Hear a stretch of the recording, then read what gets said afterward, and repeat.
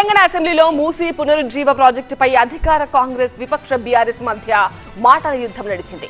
Project వ్యయం గురించి KTR నిలదీస్తే Sridhar Babu Bhatti counter ఇచ్చారు. హ్యామ్ రోడ్లపై కోమటిరెడ్డి స్పీచ్ కు హరీష్ రావు రన్నింగ్ కామెంటరీ చేయడంతో కాకరేగింది.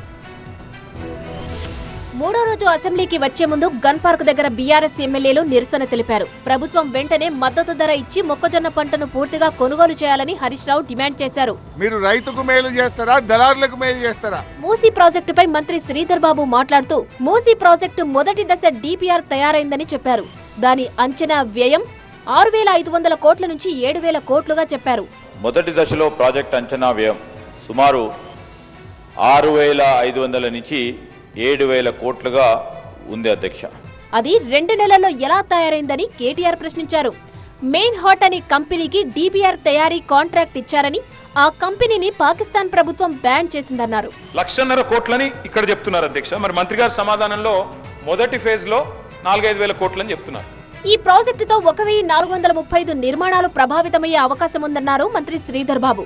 1,435 నిర్మాణాలు ప్రభావితమయ్యే అవకాశం ఉంది. గెజెట్ లో 10,000 నిర్మాణాలని పేర్కొన్నారు. వీటిలో ఏది కరెక్ట్ అని కేటీఆర్ అడిగారు. వారు మంత్రి గారు 1,400 స్ట్రక్చర్స్ పోతాయన్నారు. గవర్నమెంట్ ఇచ్చిన గెజెట్ లో 10,000 స్ట్రక్చర్స్ అని గవర్నమెంట్ గెజెట్ ఇచ్చింది. కేటీఆర్ కు deputy CM Mallu Bhatti Vikramarka counter ఇచ్చారు. అభివృద్ధి చేస్తున్నటువంటి మూసీ పరివాహ ప్రాంతంలో వాళ్ళ భాగస్వాములు చేసేటువంటి ప్రక్రియ ఈరోజు రాష్ట్ర ప్రభుత్వం చేస్తా ఉంది. హెచ్ఏఎం రోడ్లపై చర్చ సందర్భంగా మంత్రి కోమటిరెడ్డి మాట్లాడుతుండగా హరీష్ రావు రన్నింగ్ కామెంటరీ చేశారు. అంటే ఆయన ఫస్ట్ 30%, 20% అంటే మరి వీరేసినట్టుంటున్నారు హరీష్ రావు గారే ఏపీసీలో. ఎందుకంటే ఇక వెలుగుమట్లలో ఇళ్ల కూల్చివేతపై అసెంబ్లీలో మాజీ మంత్రి కేటీఆర్, మంత్రి తుమ్మల మధ్య మాటల యుద్ధం నడిచింది. వెలుగుమట్లలో ఇల్లు కూడా వారే కూలగొట్టారు.